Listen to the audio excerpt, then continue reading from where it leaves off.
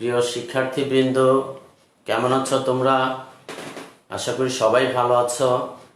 Wish Little Flower School and কলেজের governing বডির সম্মানিত চেয়ারম্যান জনাব Arifur Rahman Titu sir, Wills Little Flower School and কলেজের সম্মানিত অধ্যক্ষ জনাব আবুল হোসেন স্যার, আমাদের দিবা শাখার শাখা প্রধান জনাব ডক্টর মোহাম্মদ মশিউর রহমান স্যার, প্রভাতী শাখার শাখা প্রধান জনাব নাসিমা চাঁদনি ম্যাডাম এবং আমাদের মাসুদ রানা স্যারের কারিগরি সহযোগিতায় আজকের এই অনলাইন ক্লাসে তোমাদেরকে স্বাগত জানাচ্ছি।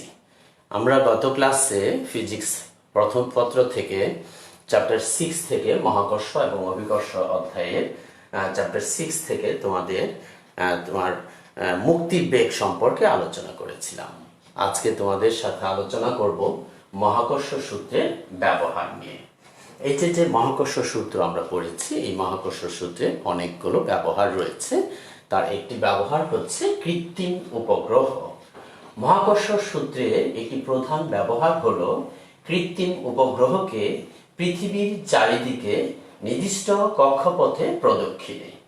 মানুষের পাঠানো যেসব বস্তু বা মহাকাশযান পৃথিবীকে কেন্দ্র করে নির্দিষ্ট কক্ষপথে ঘুরে এদের বলা হয় কৃত্রিম উপগ্রহ। রকেটের সাহায্যে এদেরকে উৎক্ষেপণ করা হয়। পৃথিবীকে প্রদক্ষিণ করার জন্য কৃত্রিম উপগ্রহের কেন্দ্রমুখী বলের প্রয়োজন হয়। কৃত্রিম উপগ্রহের উপর পৃথিবীর আকর্ষণ এই কেন্দ্রমুখী বল যোগায়। অভিকর্ষের টানের প্রভাবে চাঁদের মতো এরা এদের কক্ষপথেই ঘুরে। নির্দিষ্ট কক্ষপথে ঘোরার জন্য এদের প্রয়োজনীয় দ্রুতি থাকতে হয়।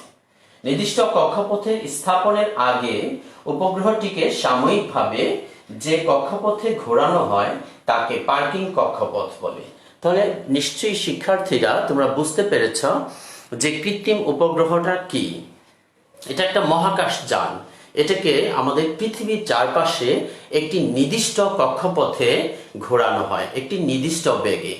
ISS ইন্টারন্যাশনাল তোমার স্যাটেলাইট স্পেস আছে, satellite station, international satellite station, যেটাকে আমরা সংক্ষেপে বলি ISS। ওরা একটি নির্দিষ্ট বেগে প্রথমে সেখানে নিক্ষেপ করা হয় ISS এ। সেখান থেকে এই কৃত্রিম উপগ্রহটাকে একটি নির্দিষ্ট বেগে একটি নির্দিষ্ট কক্ষপথে ঘোরানো হয়। এই নির্দিষ্ট কক্ষপথে ঘোরানোর পূর্বে সাময়িকভাবে এই কৃত্রিম উপগ্রহটাকে একটি কক্ষপথে ঘোরানো হয়। যে কক্ষপথটায় সাময়িকভাবে এই কৃত্রিম উপগ্রহটিকে ঘোরানো হয় সেটাকে বলা হয় পার্কিং কক্ষপথ। তোমরা জানো আমরা কিন্তু কলেজের ক্লাসগুলো ভার্সন এবং বাংলা মিডিয়ামে একই সাথে নিচ্ছি, যার ফলে তোমরা যারা ভার্সনের স্টুডেন্ট আছো আসো তাদের জন্য একটু দেখে নিচ্ছি। Use of law of gravitation artificial satellite. A main use of law of gravitation is to revolve artificial satellite around the world. The spaceship that revolve around the earth in a definite orbit are called artificial satellite. They are projected with the help of rockets. For revolving around the earth, the artificial satellite needs centripetal force.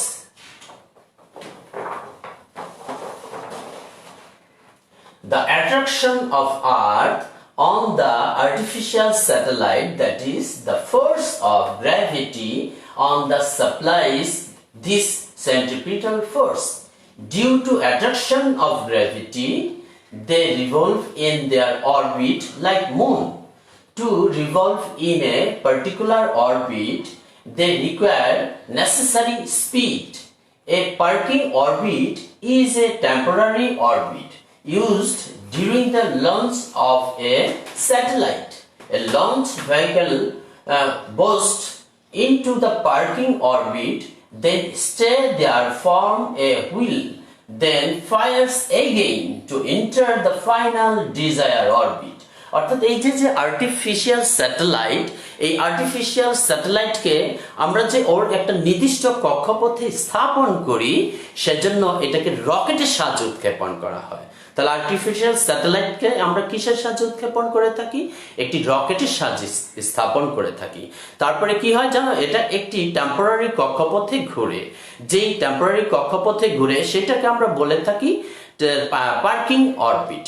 তারপর এটা তার নির্দিষ্ট কক্ষপথে চলে যায়। এই স্যাটেলাইটটা, artificial স্যাটেলাইটটা তারপরে তার একটি নির্দিষ্ট কক্ষপথে চলে যায়। তাহলে আমরা নিশ্চয়ই বুঝতে পারলাম যে এই যে মহাকাশযান বা আর্টিফিশিয়াল স্যাটেলাইট সেটা কি? সেটা হচ্ছে একটি কৃত্রিম উপগ্রহ যেটা পৃথিবীকে কেন্দ্র করে একটি নির্দিষ্ট কক্ষপথে পরিভ্রমণ করে। কক্ষপথটা কেমন? চাঁদ যেমন পৃথিবীকে কেন্দ্র করে একটি নির্দিষ্ট কক্ষপথে ঘুরে, এই আর্টিফিশিয়াল স্যাটেলাইটটা কিন্তু ঠিক তাই। ও কি করে জানো, একটি নির্দিষ্ট কক্ষপথে ওর একটি নির্দিষ্ট কক্ষপথ ক্রিয়েট করে, অর্থাৎ পৃথিবী থেকে একটি নির্দিষ্ট দূরত্ব বজায় রেখে এই স্যাটেলাইটটা কিন্তু ঘুরতে থাকে। এবার আসো আমরা দেখে নিচ্ছি যে কৃত্রিম উপগ্রহের বেগ ও আবর্তনকাল এবং ভূপৃষ্ঠ থেকে উচ্চতা।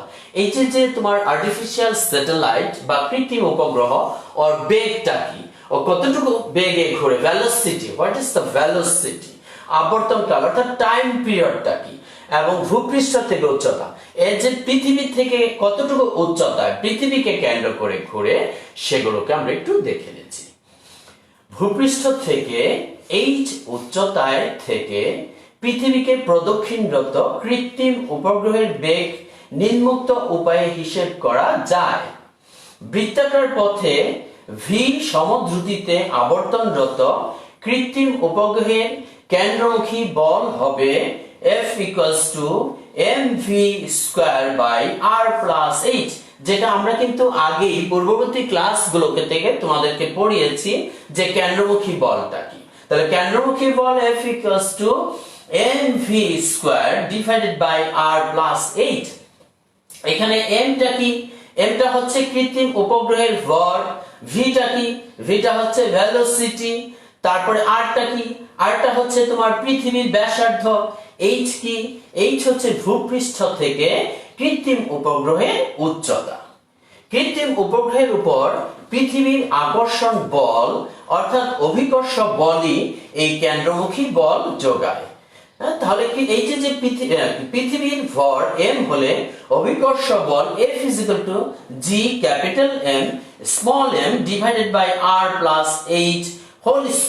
তাহলে আমরা প্রথম যেটা দেখলাম যে তোমার কেন্দ্রমুখী বলটা কি হবে? কেন্দ্রমুখী বলটা হবে mv²/r+h। এই কেন্দ্রমুখী বলটা কে যোগায়? এই যে আমরা একটা স্যাটেলাইটকে তার নির্দিষ্ট কক্ষপথে স্থাপন করি, সেই কক্ষপথ বরাবর যদি আমরা একটা স্পর্শক টানি, সেটা কিন্তু অলওয়েজ সবসময় এই সরলরেখা বরাবর অর্থাৎ পৃথিবীর কেন্দ্র থেকে বাইরের দিকে ছিটকে পড়ে যাবে। তাহলে এই স্যাটেলাইটটাকে বা কৃত্রিম উপগ্রহটাকে কে ধরে রাখতেছে? নির্দিষ্ট কক্ষপথে কে ঘোরাচ্ছে? ঘোরাচ্ছে হলো কেন্দ্রমুখী বল। এই কেন্দ্রমুখী বলের যোগান দিচ্ছে কে?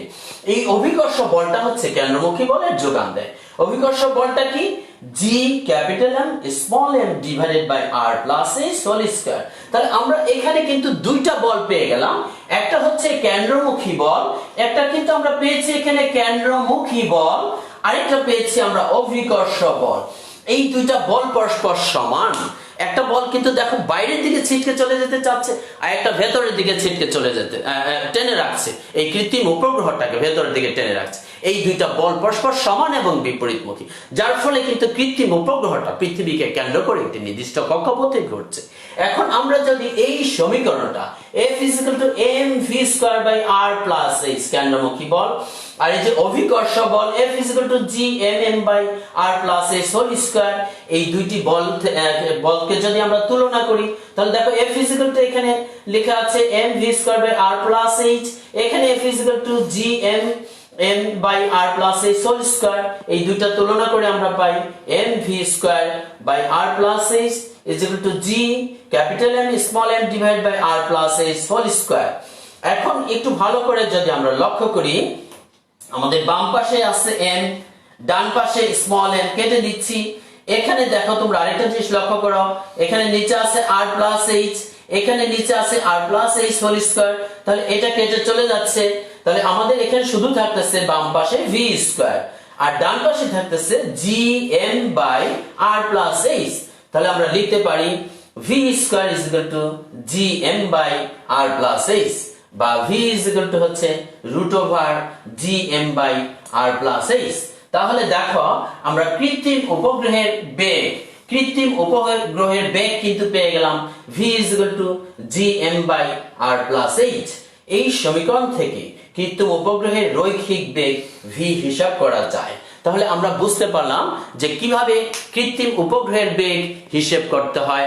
কৃত্রিম উপগ্রহের বেগ আমরা পেয়ে গেলাম v is equal to root over উপরে g ক্যাপিটাল M, নিচে হচ্ছে r প্লাস h, উপরে হচ্ছে root over g capital M, নিচে হচ্ছে r প্লাস h। তোমরা জানো এখানে g হচ্ছে ক্যাপিটাল G টা কি গ্র্যাভিটেশনাল কনস্ট্যান্ট, আর m টা কি, m টা হচ্ছে পৃথিবীর ভর মাস অফ দ্য আর্থ, r টা কি, r টা হচ্ছে তোমার রেডিয়াস পৃথিবীর ব্যাসার্ধ, h টা কি, s হচ্ছে হাইট অর্থাৎ পৃথিবীর পৃষ্ঠ থেকে কৃত্রিম উপগ্রহের দূরত্ব। তাহলে এই জিনিসগুলো কিন্তু অনেক সময় আমাদের মুখস্থ থাকতে হবে। তোমরা গ্র্যাভিটেশনাল কনস্ট্যান্ট এটা কি তোমরা জানো, এগুলো আমরা আগের ক্লাসে পড়িয়েছি, গত লেকচার আমাদের হয়েছে। পৃথিবীর ভর তোমরা জানো, পৃথিবীর ব্যাসার্ধ তোমরা জানো। এখানে শুধু ভেরিয়েশনটা হবে h, অর্থাৎ h টা কম বেশি হলে h এর মান যদি বেশি হয় তাহলে এই ভেলোসিটি কম হবে, h এর মান যদি কম হয় তাহলে আমাদের ভেলোসিটিটা বেশি হবে। এবার আসো আমরা আবর্তন কাল সম্পর্কে একটু আলোচনা করি। অর্থাৎ এই পৃথিবীকে বা কৃত্রিম উপগ্রহ সম্পূর্ণ তার কক্ষপথে সম্পূর্ণ একবার পরিভ্রমণ করতে যে সময় লাগে সেটাকে আমরা যদি ক্যাপিটাল T দ্বারা রিপ্রেজেন্ট করে থাকি তাহলে সেই T এর মানটা কত হবে, এসো আমরা সেটা একটু দেখে নিচ্ছি।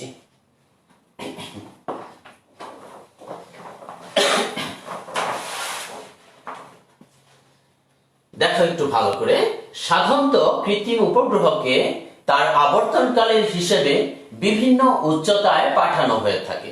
এই যে কৃত্রিম উপগ্রহটাকে আমরা বিভিন্ন উচ্চতায় পাঠিয়ে থাকি। কোন কৃত্রিম উপগ্রহের আবর্তনকাল ক্যাপিটাল T হলে অর্থাৎ ভূপৃষ্ঠ থেকে h উচ্চতায় থেকে পৃথিবীকে একবার সম্পূর্ণ প্রদক্ষিণ করতে ক্যাপিটাল T সময় লাগলে এর রৈখিক বেগ হবে v is equal to 2 pi r plus h by t। আমরা জানি ধরো কৃত্রিম উপগ্রহটা তো একটা বৃত্তাকার পথে ঘোরে, বৃত্তের পরিধি কত 2 pi r, আর এখানে কিন্তু h উচ্চতায় থেকে সে পরিভ্রমণ করতেছে, সেজন্য পরিধিটা হবে 2 pi r plus h। আমরা জানি বেগ ইজ ইকুয়াল টু কি, দূরত্ব বাই সময়, তাহলে v ইজ ইকুয়াল টু হচ্ছে 2 pi r plus h divided by t। আমরা কিন্তু এখানে ভেলোসিটিটা পেয়ে গেছি। আবার আমরা এর কিছুক্ষণ আগেই আমরা দেখলাম যে v is equal to হচ্ছে root over gm by r plus h। তাহলে দেখো তোমরা এখানে আমরা কিন্তু দুইটি v পেয়ে গেছি। একটি v হচ্ছে v is equal to twice pi r plus h by capital T, আর একটা v আমরা পেয়েছি v is equal to root over gm by r plus h। এই দুইটি সমীকরণকে যদি আমরা তুলনা করি তাহলে আমরা কি লিখতে পারি, 2 pi r plus h by t, 2 pi r plus h by t is equal to আমরা লিখতে পারি root over gm by r plus h। এখন দেখো আমরা এইটাকে যদি ক্রস মাল্টিপ্লিকেশন করে t এর মান বের করতে চাই তাহলে দেখো এইটাকে আমরা যদি গুণ করি তাহলে হচ্ছে 2 pi r plus h into হচ্ছে root over, এটা উল্টে যাবে কিন্তু r plus h by gm, এই যে t is equal to হচ্ছে আমাদের, আমরা সরাসরি এটাকে বের করে ফেলতে পারবো, t is equal to হচ্ছে twice pi r plus h into root over r plus h by gm। তাহলে দেখো এই যে কৃত্রিম উপগ্রহের আবর্তন কালকে আমরা t ধরেছি, সেই t টাকে কিন্তু আমরা এই সহজেই বের করে ফেলতে পারলাম এই দুইটা ইকুয়েশনের মাধ্যমে। t is equal to তাহলে কি হলো, twice pi r plus h into root over r plus h by gm। এখন আমরা এইটাকেও যদি রুটের ভেতরে নিয়ে যাই, এইটাকেও যদি আমরা রুটের ভেতরে নিয়ে যাই তাহলে কি হচ্ছে দেখো, তাহলে t is equal to হচ্ছে এই 2 pi কে আমরা লিখতে পারি রুটের ভেতরে 4 pi স্কয়ার, আর r plus h কে লিখতে পারি কি আমরা r plus h whole square, আর এখানে আরেকটা r plus h আছে তাহলে এটা হবে r plus h whole to the power 3, নিচে আছে gm থাকলো। এই ফর্মুলাটা ইউজ করে আমরা কিন্তু এই যে বিচরণ কাল বা আবর্তন কাল অর্থাৎ একটি কৃত্রিম উপগ্রহ তার সম্পূর্ণ কক্ষপথে একবার পরিভ্রমণ করতে যে সময় লাগে সেটা কিন্তু আমরা এই যে t is equal to root over 4 pi square, t is equal to root over 4 pi square r plus h whole cube divided by gm এই ফর্মুলার সাহায্যে সহজেই সলভ করতে পারি। তাহলে আমরা বুঝতে পারলাম যে কৃত্রিম উপগ্রহের বেগ কিভাবে নির্ণয় করা যায়, কৃত্রিম উপগ্রহের আবর্তন কাল কিভাবে নির্ণয় করা যায়। এবার আমাদের থাকে আরেকটা জিনিস, সেটা হচ্ছে কি যে কৃত্রিম উপগ্রহের উচ্চতা অর্থাৎ পৃথিবীর পৃষ্ঠ থেকে কতটুকু উচ্চতায় কৃত্রিম উপগ্রহটা আবর্তন করতেছে বা পরিভ্রমণ করতেছে। এবার আসো সেটা একটু আমরা দেখে নিচ্ছি। আমরা এই যে আমাদের সমীকরণটা পেয়েছি এটাকে আমরা স্কয়ার করে ফেলবো। উভয় পাশে স্কয়ার করলে আমাদের কি হয়, টি স্কয়ার, এই পাশে হয়ে যাবে টি স্কয়ার, আর এই পাশে আমাদের রুট ওভারটা চলে যাবে। তাহলে রুট ওভার চলে গেলে কি হয়, 4 পাই স্কয়ার, এখানে হচ্ছে r plus h whole cube, নিচে হচ্ছে gm। বা আমরা এটাকে যদি এই যে দেখো আমাকে h বের করতে হবে, তো সেজন্য r plus h whole cube এটাকে আমি বাম পাশে নিয়ে আসলাম আর ডান পাশে রেখে দিলাম। দেখো এখানে আমাদের gm যেটাকে যদি ক্রস মাল্টিপ্লিকেশন করি তাহলে হবে gm t স্কয়ার, নিচে হবে 4 পাই স্কয়ার। এখন আমরা উভয় পাশে যদি ঘনমূল করে h এর মান বের করতে চাই তাহলে দেখো এটা হবে gm t square divided by 4 pi square whole to the power 1 by 3। আমরা এটাকে ঘনমূল করলাম মাইনাস r টাকে আমরা ওই পাশে নিয়ে গেলাম। তাহলে এই ফর্মুলার সাহায্যে কিন্তু আমরা খুব সহজেই পৃথিবীর পৃষ্ঠ থেকে কতটুকু উচ্চতায় কৃত্রিম উপগ্রহটা পরিভ্রমণ করতেছে সেটা কিন্তু আমরা নির্ণয় করতে পারবো। তাহলে দেখো এই কৃত্রিম উপগ্রহকে বিভিন্ন কাজে ব্যবহার করা যায়। এই কৃত্রিম উপগ্রহের সাহায্যে বা প্রধান যে কাজগুলো আমরা করি সেটা হচ্ছে যোগাযোগ, প্রাকৃতিক সম্পদের অনুসন্ধান, কোনো বস্তু নিয়ে গবেষণার কাজ, ইভেন গোয়েন্দাগিরির কাজ, পরিবহন চলাচলের কাজেও কিন্তু আমরা এই কৃত্রিম উপগ্রহকে ব্যবহার করতে পারি। তাহলে এখানে আজকে আমরা খুব ইম্পর্টেন্ট একটা জিনিস জানলাম যে এই যে কৃত্রিম উপগ্রহটা কি সেটা আমরা জেনেছি। কৃত্রিম উপগ্রহের সাহায্যে কিভাবে তোমার আবর্তন কাল নির্ণয় করা যায় সেটা আমরা জেনেছি। কৃত্রিম উপগ্রহের বেগ কিভাবে বের করতে হয় সেটা আমরা জানলাম। কৃত্রিম উপগ্রহটা পৃথিবীর পৃষ্ঠ থেকে কতটুকু উচ্চতায় পরিভ্রমণ করতেছে সেটাও কিন্তু আমরা জানলাম। আরেকটা জিনিস আমরা জানলাম যে এই কৃত্রিম উপগ্রহের ব্যবহারটা কি, অর্থাৎ এই কৃত্রিম উপগ্রহ কি কি কাজে আমরা ব্যবহার করতে পারি। এবার আসো যারা ভার্সনের আছো তাদের জন্য একটু আমরা ভার্সনের অংশটাকে একটু রিপিট করে নিচ্ছি। দেখো, the velocity, time period and distance of the artificial satellite, distance of the artificial satellite from earth surface।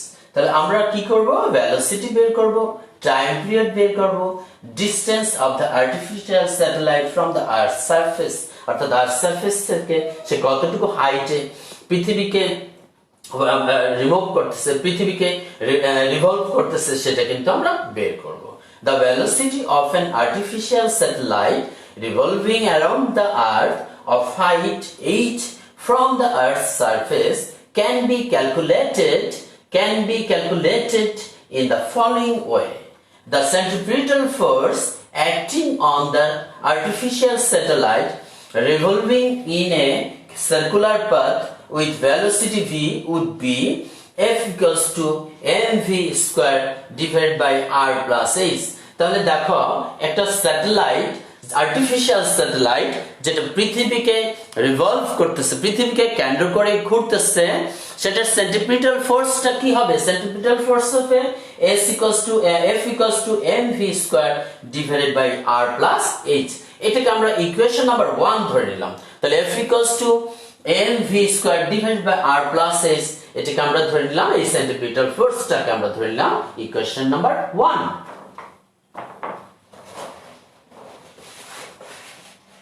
আমরা আমাদের বোঝার সুবিধার্থে ইকুয়েশনটাকে এখানে আবার একটু রিপিট করে নিয়েছি। Here m equals to mass of the artificial satellite, r equals to radius of the earth, h equals to distance of the artificial satellite from the earth's surface, the force of attraction of the earth that is the force of gravity on the centripetal of the artificial satellite supplies this centripetal force. এই যে আমরা centripetal ফোর্সটার কথা বললাম, এই centripetal ফোর্সটা কোথায় আসছে? এই centripetal ফোর্সটা আসছে from the gravity of the artificial satellite supply the centripetal force, অর্থাৎ গ্র্যাভিটি থেকে আসছে। পৃথিবীর যে আকর্ষণ বল, সেই আকর্ষণ বলটাই কিন্তু এই সেন্ট্রিপিটাল ফোর্সটাকে সাপ্লাই করছে। এখন এই পৃথিবীর আকর্ষণ বলটা কি? If m be the mass of the earth, then force of gravity F equals to G capital M small m divided by R plus A whole square. দেখো এই centripetal force আর এই যে gravitational force both are same, both are equal. এখন equation 1 and 2 যদি আমরা তুলনা করি, for dynamic equilibrium from 1 and 2 we get mv square divided by R plus H equals to G capital M small m divided by R plus H whole square. তাহলে এখানে আমাদের কি হচ্ছে দেখো, এই mটা কিন্তু কাটা যাচ্ছে। এই নিচে দেখো এখানে আছে R plus H, এখানে আছে আমার R plus H whole square, তাহলে এখানে R plus H চলে যাচ্ছে।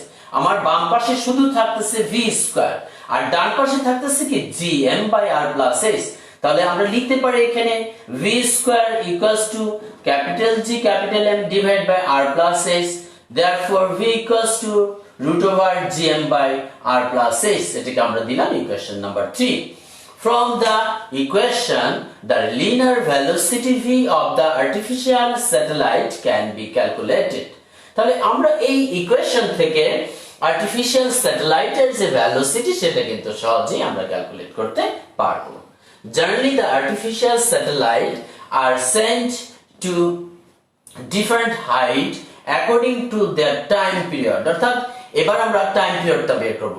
দেখো প্রথম আমরা আর্টিফিশিয়াল স্যাটেলাইটের ভেলোসিটিটা বের করেছি। ছাত্ররা তোমরা যারা ভার্সনে আছো v equals to root over gm by R plus H।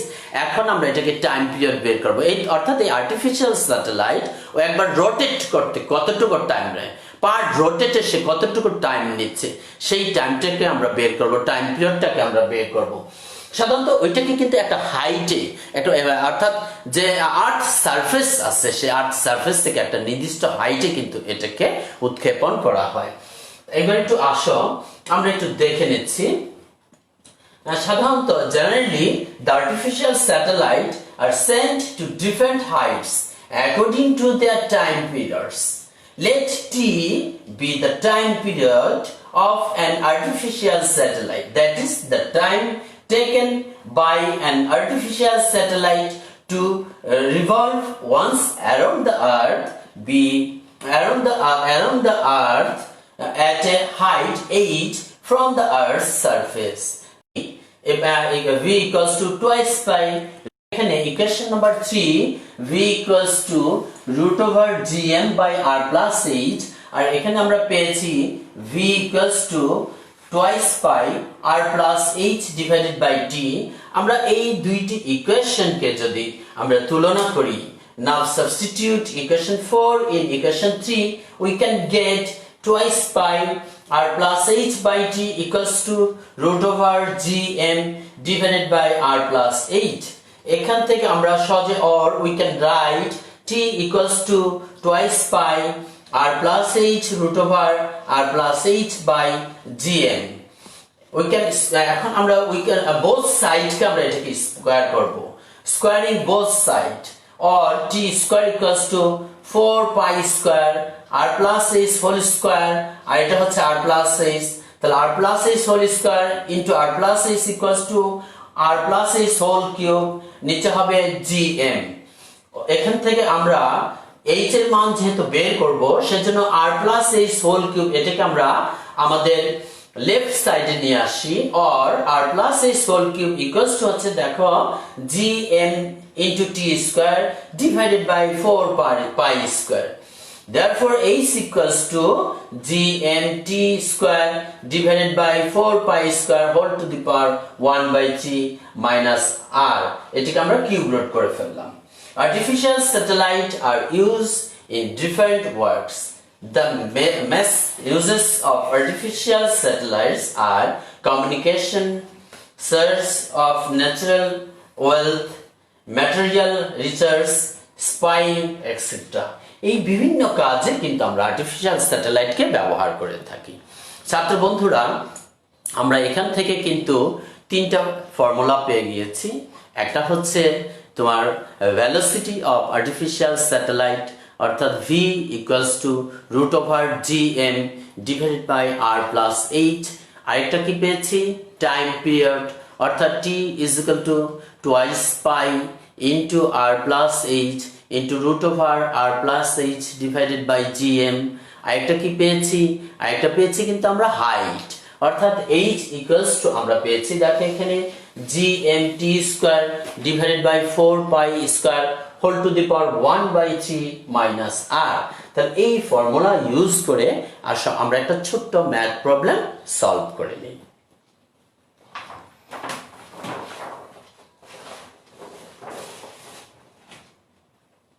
গাণিতিক সমাধান। নিচের চিত্রে পৃথিবীর ভর m is equal to 6 into 10 to the power 23 kg। আমাদের এই ভরটা তো যদি দেওয়া নাও থাকে তাহলে কিন্তু এটা তোমাদের মুখস্থ করে রাখতে হবে, কারণ মাস অফ দ্য আর্থ অর্থাৎ পৃথিবীর ভর এটা আমাদের মুখস্থ থাকতে হবে। রেডিয়াস অফ দ্য আর্থ পৃথিবীর ব্যাসার্ধ এটা কিন্তু আমাদের মুখস্থ থাকতে হবে। আমরা কিন্তু গত ক্লাসে গত লেকচারে এগুলো অনেকবার তোমাদেরকে বলেছি। গ্র্যাভিটেশনাল কনস্ট্যান্ট ক্যাপিটাল জি সেটাও কিন্তু আমাদের মুখস্থ রাখতে হবে। Acceleration due to gravity small g 9.8 metre per second square, এগুলো কিন্তু আমাদের মুখস্থ থাকতে হবে। এগুলো মাস্ট, কারণ এই সমস্ত জিনিস ছাড়া তুমি কিন্তু তোমার ম্যাথ প্রবলেম সলভ করতে পারবে না। এগুলো তোমাকে অবশ্যই মেমোরাইজ করতে হবে। এখন আসো, আমাদের এখানে দেওয়া আছে, বাট দেওয়া না থাকলে এই জিনিসগুলো কিন্তু তোমাদের জানা থাকতে হবে। নিচের চিত্রে পৃথিবীর ভর capital M is equal to 6 into 10 to the power 24 kg এবং ব্যাসার্ধ r is equal to 6.4 into 10 to the power 6 metre. কৃত্রিম উপগ্রহটি পৃথিবীর পৃষ্ঠ থেকে 690 কিলোমিটার উপরে অবস্থিত। উপগ্রহটির অনুভূমিক বেগ বের করতে হবে। উপগ্রহটিকে পৃথিবীর পৃষ্ঠ থেকে 800 কিলোমিটার উচ্চতায় সরালে এর আবর্তনকালের কি পরিবর্তন হবে? আবর্তনকাল কি আগে যেটা ছিল সেটাই থাকবে, নাকি চেঞ্জ হবে, বাড়বে না কমবে, সেটা কিন্তু আমাদেরকে বের করতে হবে। আবার একটু আমি বলি, এখানে আমাদের একটা পৃথিবী এই যে দেওয়া আছে, পৃথিবীর ব্যাসার্ধ দেওয়া আছে আর এই যে লেখা আছে এখানে আর্থ। পৃথিবীর ব্যাসার্ধ থেকে 690 কিলোমিটার দূরে আমরা একটি আর্টিফিশিয়াল স্যাটেলাইট, অর্থাৎ যে কৃত্রিম উপগ্রহ দেখে যেখানে আর্টিফিশিয়াল স্যাটেলাইট কৃত্রিম উপগ্রহ আমরা উৎক্ষেপণ করেছি। পৃথিবীর বাইরে থেকে পৃষ্ঠ থেকে 690 কিলোমিটার দূরে সে কিন্তু ঘুরতেছে। ঠিক আছে, এখন আমাদের বের করতে হবে ভেলোসিটি v, উপগ্রহটির অনুভূমিক বেগ। আমরা জানি v ইকুয়ালস টু কি √gm ডিভাইডেড বাই r+h। উপগ্রহটিকে পৃথিবী থেকে 800 কিলোমিটার উচ্চতায় সরালে এর আবর্তনকালের কি পরিবর্তন হবে? অর্থাৎ প্রথম আমরা আবর্তনকালটা বের করব। আমরা কিন্তু জানি t is equal to twice pi r+h into √r+h divided by gm। এই ফর্মুলাটা কিন্তু আমাদের মুখস্থ আছে। প্রথম আমরা এই h এর মান সবকিছু আমরা জানি। প্রথমে h এর মান আমরা 690 কিলোমিটার ধরে বের করব, তারপর আমরা h এর মান আবার 800 কিলোমিটার ধরে বের করব। t এর মান প্রথম আমরা t এর মান বের করব 690 কিলোমিটার ধরে, তারপরে আমরা t এর মান বের করব 800 কিলোমিটার ধরে। তারপর আমরা দেখব যে এই দুইটার মধ্যে পার্থক্যটা কত। ঠিক আছে, তাহলে আসো আমরা শুরু করি। যারা ইংলিশ ভার্সনে আছো তাদেরটা একটু দেখে নিচ্ছি। তোমাদের আগে একটু বলে নিচ্ছি যে আমাদের যে ম্যাথ প্রবলেমগুলো আছে এখানে সবগুলো টার্মই কিন্তু ইংলিশে লিখতে হয়। সেজন্য বাংলা মিডিয়াম এবং ইংলিশ ভার্সন সবার জন্যই আমি ম্যাথ প্রবলেমটাকে ইংলিশে সলভ করেছি, কারণ ইংলিশে সলভ করলে প্রত্যেকটা জিনিস তোমরা বুঝতে পারবে খুব সহজভাবে। একই জিনিস বাংলা এবং ইংলিশে একইভাবে দেওয়া আছে, সেজন্য আমরা কিন্তু এগুলোকে ইংলিশে সলভ করছি।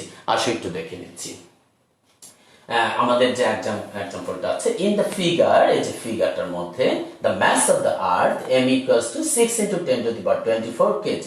এই যে মাস অফ দ্য আর্থ, এই যে আর্থের যে মাস সেটা দেওয়া আছে, ভর দেওয়া আছে 6 into 10 to the power 24 kg and radius of the earth r is equal to দেওয়া আছে আমাদের 6.4 10 to the power 6 মিটার। অর্থাৎ এই পৃথিবীর ব্যাসার্ধ এই যে r, এই যে rটা পৃথিবীর যে ব্যাসার্ধ সেটা দেওয়া আছে 6.4 10 to the power 6 মিটার।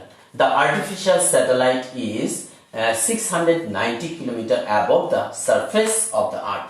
এই যে আমাদের যে আর্থ সারফেস আছে, এই যে আর্থ সারফেস আছে, এই আর্থ সারফেস থেকে 690 কিলোমিটার দূরে এই যে তোমার আর্টিফিশিয়াল স্যাটেলাইটটাকে স্থাপন করা আছে। What is the horizontal velocity of the satellite?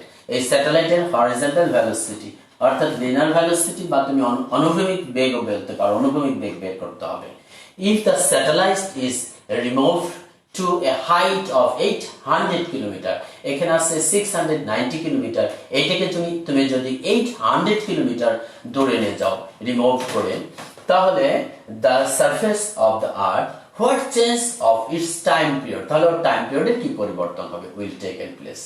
এবার আসো, প্রথম তোমরা জানো ফিজিক্সের যে ম্যাথ প্রবলেম গুলো আছে সেগুলো আমরা কি করি, প্রথম আমরা সেগুলোকে হাতের বাম পাশে হাতের ডান পাশে আমরা সেগুলোকে লিখে নিই, যেগুলো আমাদের দেওয়া আছে আমরা যা যা জানি সেগুলোকে আমরা হাতের ডান পাশে লিখে নেই।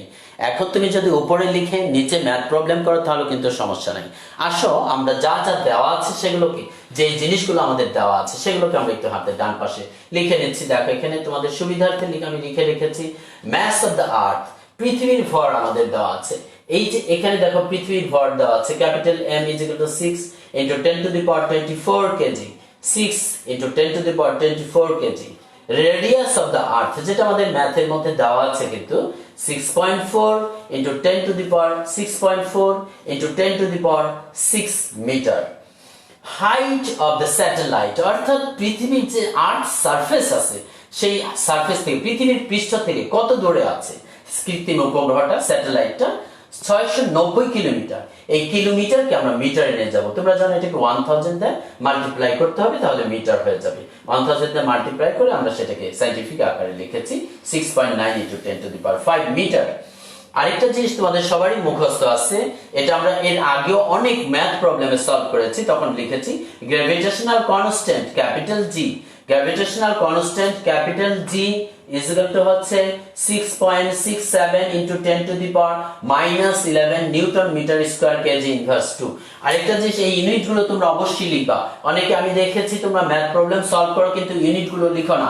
এই যে তুমি এটা লিখলা, এটা কি কেজি না মিটার না কিলোমিটার, আমরা কিভাবে বুঝবো? সেই জন্য ইউনিট ইজ মাস্ট। তোমরা প্রত্যেকটা উপাদান লিখবা অবশ্যই, তার পাশে তোমার ইউনিটগুলোকে লিখতে হবে। আমাদের কি বের করতে হবে? হরিজন্টাল ভেলোসিটি v = কত, যেটা আমাদের কোশ্চেন এর মধ্যে চেয়েছে। তারপরে কি চেয়েছে? টাইম পিরিয়ড t = কত আমাদের বের করতে হবে। Change height of the satellite, তুমি আগে ছিল তোমার 690, দেখো এই যে 690, এই যে আমরা এখানে লিখেছি 690 কিলোমিটার, এখন সেটাকে চেঞ্জ করে ফেলছে। Change height of the satellite h prime, আগেটাকে যদি আমরা h ধরে থাকি এটাকে ধরো আমরা h প্রাইম, h প্রাইম হচ্ছে 800 কিলোমিটার। এটাকে আমরা মিটারে কনভার্ট করব, কারণ আমরা জানি সবগুলোকে আমরা SI এককে পরিমাপ করব, তো সেজন্য আমাদের যে ডিসটেন্স সেটা তোমার ইউনিট হচ্ছে মিটার। আর টাইম পিরিয়ডকে আমরা জানো সব SI ইউনিটে যদি আমরা করে থাকি সেটা হবে সেকেন্ডে। New time period t prime = what? Change in time period, change in time period delta t দ্বারা আমরা এটাকে রিপ্রেজেন্ট করেছি, হবে t - t প্রাইম। এবার আসো একটু আমরা দেখে নিচ্ছি।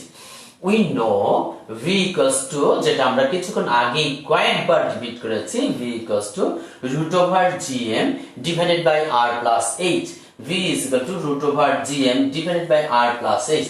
হ্যাঁ ছাত্রছাত্রীরা তুমি একটু ভালো করে লক্ষ্য করো, এখানে g এর ভ্যালুটা আমরা এখানে বসিয়েছি ইনটু m এর ভ্যালুটা আমরা এখানে বসিয়েছি, নিচে হচ্ছে r রেডিয়াস অফ দা আর্থ সেটা আমরা বসিয়েছি, ইউনিট লিখেছি কিন্তু তোমরা নিশ্চয়ই লক্ষ্য করেছো এখানে প্রত্যেকটার ইউনিট কিন্তু লেখা আছে। h ওর ভ্যালুটা আমরা বসিয়েছি, আমরা এটাকে ক্যালকুলেটরের সাহায্যে ক্যালকুলেশন করে পেয়েছি 7513.04 মিটার পার সেকেন্ড। তাহলে দেখো হরিজন্টাল ভেলোসিটি বা অনুভূমিক বেগ আমরা কি পেয়ে গেলাম? 7513.04 মিটার পার সেকেন্ড। তাহলে খুব সহজেই কিন্তু আমরা যদি ফর্মুলাটা জানি তাহলে এটাকে সলভ করতে পারবো, খুবই সহজে, ভেরি সিম্পল এগুলোকে সলভ করা। সেজন্য আমরা ফর্মুলাগুলো কিন্তু মুখস্থ রাখবো, ফর্মুলাগুলো কিভাবে এসেছে সেগুলোকে আমরা একটু দেখবো, তাহলে কিন্তু এটা আমাদের পক্ষে সলভ করা অত্যন্ত সহজ হবে। এবার আসো আমরা একটু সেকেন্ড বি যে কোশ্চেনটা আছে সেটার মধ্যে আমরা চলে যাচ্ছি। বিতে বলছে উপগ্রহটি পৃথিবীর পৃষ্ঠ থেকে 800 কিলোমিটার উচ্চতায় সরালে এর আবর্তনকালের কি পরিবর্তন হবে? 800 কিলোমিটার উচ্চতায় সরালে আবর্তনকালের কি পরিবর্তন হবে? If the satellite is removed to a height of 800 kilometer from the surface of the earth, what change of its time period will be taken place? Time period of taken place. What change of time period will be taken place? অর্থাৎ time পিরিয়ডে কি ধরনের পরিবর্তন হবে আসলে আমরা সেটাকে বের করে ফেলছি। আমরা যা যা পেয়েছি, যা যা দেওয়া আছে এখানে আমরা সবগুলো কিন্তু লিখে নিয়েছি, সেটা আমি এখন রিপিট করব না। আমরা ধরে নিলাম let the time period of the satellite t equals to root over 4 pi square r plus h whole cube divided by gm। এই ফর্মুলাটা কিন্তু আমরা আজকেই মাত্র প্রতিপাদন করলাম, আজকেই কিন্তু এই ফর্মুলাটা আমরা বের করেছি তোমাদের জন্য। তোমাদের সবার আশা করি মুখস্থ আছে, মুখস্থ না থাকলে মুখস্থ করে ফেলতে হবে। t equals to root over 4 pi square r plus h whole cube divided by gm। 4 লিখেছি, পাই এর ভ্যালু যেহেতু আছে ওটাকে আমরা আর বসালাম না, ইনটু r এর ভ্যালুটা এখানে বসিয়েছি, প্লাস h এর ভ্যালুটা বসিয়েছি, হোল কিউব, হ্যাঁ এই যে কিউব আছে দেখো, ডিভাইডেড বাই gm, g এর ভ্যালুটা বসিয়েছি, m এর ভ্যালুটা বসিয়েছি। এখানে দেখো প্রত্যেকটা ভ্যালু তুমি জানো, তুমি r এর ভ্যালু জানো, এটা মুখস্থ রাখতে হবে, m এর ভ্যালু জানো মুখস্থ রাখতে হবে, g এর ভ্যালু জানো তোমার মুখস্থ রাখতে হবে, শুধু h তোমার দেওয়া থাকবে, শুধু h দেওয়া থাকবে। h টা আমাদের দেওয়া আছে হলো 690 কিলোমিটার, সেটাকে আমরা মিটারে পরিণত করে নিয়েছিলাম। ঠিক আছে, এবার একটু দেখো আমাদের আসলো কত সেকেন্ড জানো? 5929.5 সেকেন্ড, 5929.5 সেকেন্ড। আমি তোমাদের আগেই বলেছি যে আমরা এখানে সবকিছু এসআই ইউনিটে করেছি, সেজন্য আমাদের টাইমের যে ইউনিট এসআই ইউনিট সেটা হচ্ছে সেকেন্ড, সেজন্য আমাদের এটা সেকেন্ডে এসেছে। এবার আমাদের হাইটটা যদি চেঞ্জ করে ফেলি, অর্থাৎ আমাদের হাইটটা আগে ছিল 690 কিলোমিটার, এখন হাইট যদি আমরা 800 কিলোমিটার করি, দেখো 690 ছিল, এই যে 690 বাংলা, আবার এখানে যদি আমরা 800 কিলোমিটার করে ফেলি, আমাদের দেখো এখানে 690 কিলোমিটার, এইটাকে যদি আমরা 800 কিলোমিটার করি, অর্থাৎ আমাদের যদি তোমার দূরত্বটা বেশি করে ফেলি আমরা, অর্থাৎ আমাদের যে radius, distance from the earth's surface, previous distance from the earth's surface was 690 kilometer, and now the distance from the earth's surface is 800 kilometer. So এটার টাইম পিরিয়ডটা কি বাড়বে না কমবে সেটা আমরা একটু ক্যালকুলেশন করে নিই। দেখো দেখা যাচ্ছে টাইম পিরিয়ড বাড়বে, যেহেতু রেডিয়াসটা বেড়ে গেছে, অবশ্যই তোমার টাইম পিরিয়ড কি হবে? বাড়বে। এটা তোমরা নিশ্চয়ই বুঝতে পেরেছো। ছোট্ট একটা সার্কুলার পথে যদি তুমি পরিভ্রমণ করো, তুমি যদি রিভলভ করো, এটাকে যদি অনেক বড় করে ফেলো আর সেটাকে যদি রিভলভ করতে হয়, তাহলে অবশ্যই তোমার টাইম পিরিয়ডটা বাড়বে। তাহলে আসলে এবার আমরা একটু টাইম পিরিয়ডটাকে দেখে নিচ্ছি। টি আমরা এই যে ফর্মুলাটা আমরা জানি, সেজন্য এখানে আর লিখলাম না। টি প্রাইম ইজ ইকুয়াল টু আমরা দেখো 4 পাই স্কয়ার, এই যে লিখেছি 4 পাই স্কয়ার ইনটু আমাদের আর এর ভ্যালু যেটা ছিল সেটাই আছে, শুধুমাত্র আর এর ভ্যালু কত আছে? 6.4 * 10 টু দি পাওয়ার 6, এই যে দেখো লিখেছি 6.4 10 টু দি পাওয়ার 6। এইচ এর ভ্যালুটা বেড়ে গেছে, 8 * 10 to the power 5 metre, H এর মানটা 8 * 10 টু দি পাওয়ার 5 মিটার। আর নিচে যা ছিল জিএম, সেটা কিন্তু যা আছে তাই থাকবে, জি এর ভ্যালু ইনটু এম এর ভ্যালু যা আছে তাই থাকবে, ওইটা কিন্তু কোনো পরিবর্তন হবে না। তাহলে আমাদের এখন টাইম পিরিয়ডটা এসেছে কত দেখেছো? 6068.05 সেকেন্ড। তাহলে আর এখন হচ্ছে 6068.05 সেকেন্ড। তাহলে টি ইজ ইকুয়াল টু পেয়েছি 5929.5 সেকেন্ড, আর T prime is equal to আমরা পেলাম 6068.05 সেকেন্ড।